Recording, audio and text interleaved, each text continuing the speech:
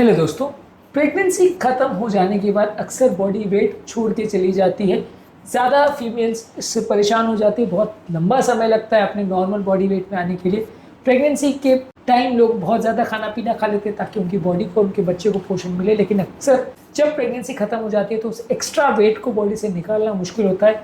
बच्चा और उसके साथ जो एसोसिएटेड फ्लूइड होता है वो तो निकल जाता है, लेकिन ये बॉडी वेट को कम करना अक्सर बड़ा मुश्किल हो जाता है। तो आज एक बैलेंस्ड अप्रोच पर बात करेंगे जिससे माँ का न्यूट्रिशन, उसकी एक्टिविटी, उसका रिकवरी कॉम्प्रोमाइज़ नहीं हो और आप अपने बॉडी लेवल्स को मैनेज करते हुए अपने वजन को कम करने का प्रयास कर सकें। आज ये सारी चीज़ों पर हम बात करेंगे। टॉपिक पर जाने से पहले जो लोग हमारे चैनल पर नए हैं, मैं रिक्वेस्ट करूँगा कि चैनल को सब्सक्राइब करें, वीडियो को लाइक करें, शेयर करें, फॉलो करें, कमेंट करें, पूरा देखें। टॉपिक इंपॉर्टेंट है, इसे एंड तक देखिएगा। चलिए शुरू करते हैं।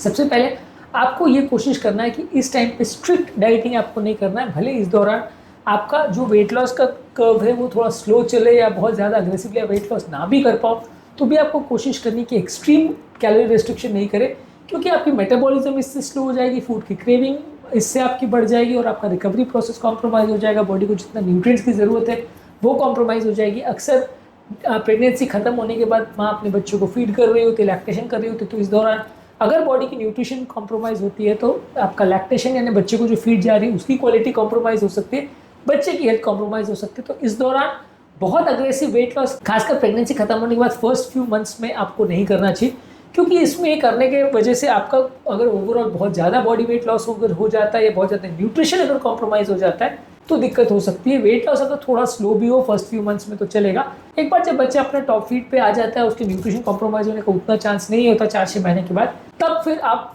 थोड़ा ज़्यादा अग्रेसिवली वेट लॉस के लिए कोशिश करो तो ज़्यादा सेंसिबल है। इस दौरान आप न्यूट्रिएंट डेंस फूड्स खाइए, कम मात्रा में खाइए, लेकिन न्यूट्रिएंट डेंस फूड ज़्यादा खाइए।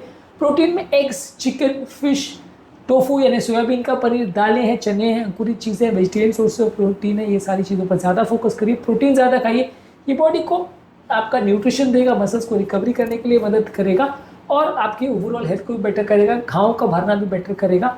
इसके अलावा हेल्दी फैट जैसे एवोकाडोज, नट्स, ऑलिव ऑयल, ये आपके हार्मोन्स और आपकी मिल्क सप्लाई को इम्प्रूव करेगा।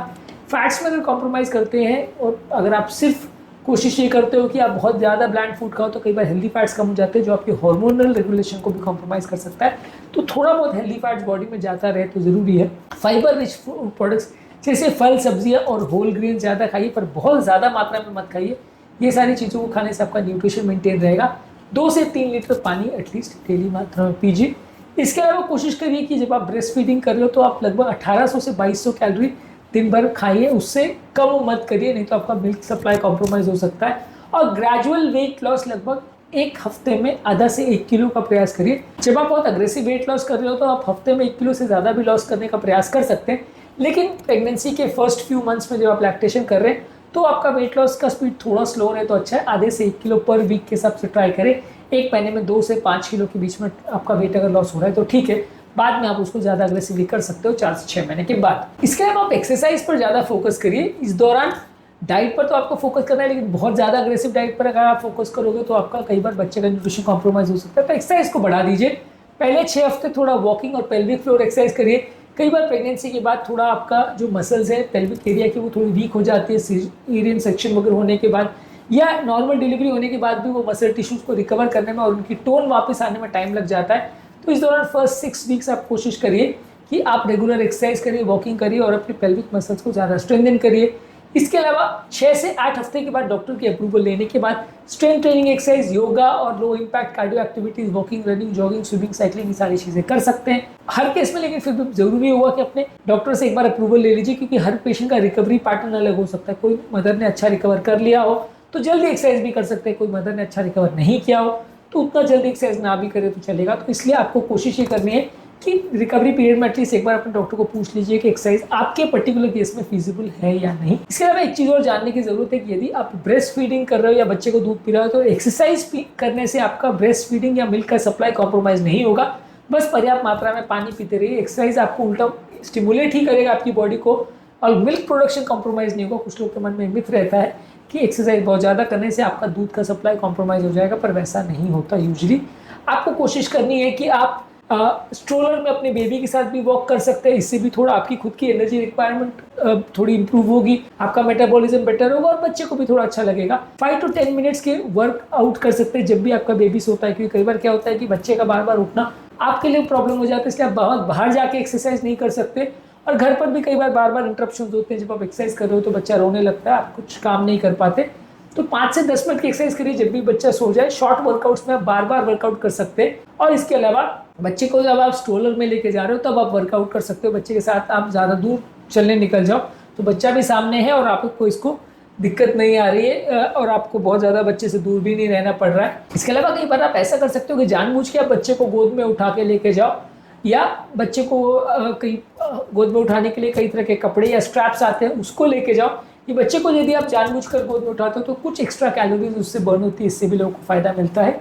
इसके अलावा अच्छी क्वालिटी की नींद होनी चाहिए। यदि आपकी अच्छी क्वालिटी की नींद है तो आपके हंगर हार्मोन को सप्रेस करती है और अनहेल्दी फूड्स के लिए आपकी क्रेविंग या भूख को भी शांत करती है। इसलिए थोड़ा सा कोशिश करिए कि 7 से 9 घंटे की अच्छी क्वालिटी की नींद होनी चाहिए। हाँ, ये होता है कि प्रेगनेंसी के बाद जब बच्चा डिलीवर होता है तो बच्चे के कई बार रोने की वजह से आपकी स्लीप की क्वालिटी कॉम्प्रोमाइज़ हो सकती है, लेकिन फिर भी कोशिश करिए कि जहाँ तक पॉसिबल है एक अच्छी क्वालिटी की नींद आपको मिले।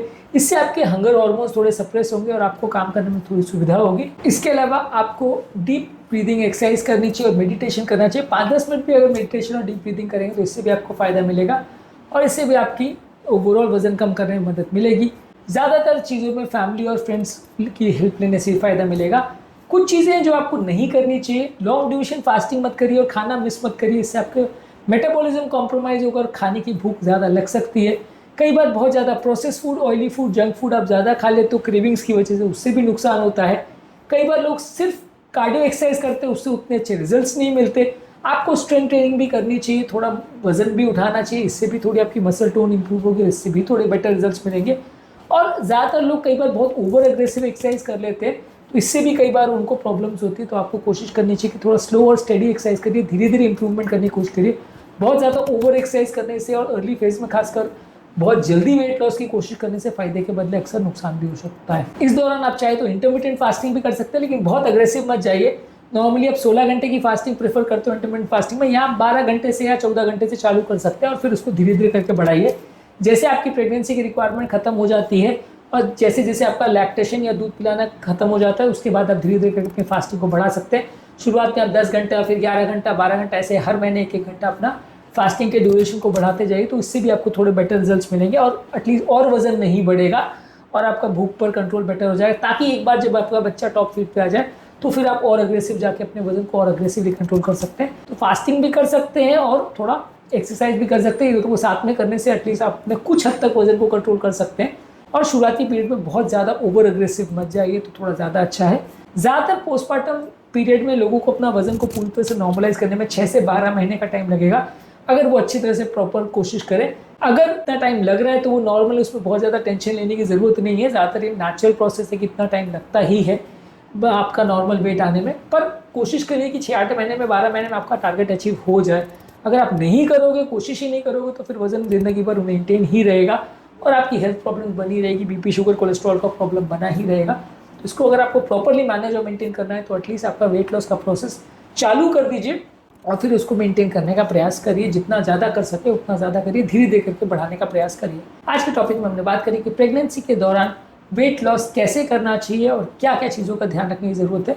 इसके अलावा अलग अलग टॉपिक में अपने इसके प्रिकॉशंस, स्पेसिफिक टिप्स और क्या क्या चीज़ें अवॉइड करने की ज़रूरत है, उस पर हमने अलग से बात करी है। उन वीडियोज़ को भी ज़रूर देख लीजिएगा। टॉपिक एंड करने से पहले जो लोग हमारे चैनल पर नए हैं उन्हें रिक्वेस्ट करूँगा कि चैनल को सब्सक्राइब करें, वीडियोज़ को लाइक करें, शेयर करें, फॉलो करें, कमेंट करें पूरा।